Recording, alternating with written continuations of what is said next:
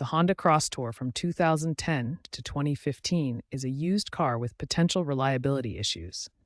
Key problems include transmission failures in the CVT system, engine oil consumption, especially in V6 models, electrical and sensor malfunctions, and rust, particularly in snowy regions. These issues can lead to expensive repairs, with the CVT being especially prone to premature wear. Older Crosstours are also facing increased component fatigue, making repair costs more likely. Owners are increasingly using digital diagnostics like OBD2s to troubleshoot issues themselves.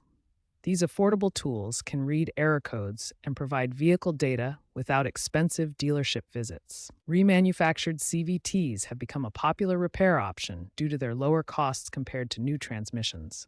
These rebuilt units can restore vehicle functionality for around $3,000 to $5,000, saving owners significant money.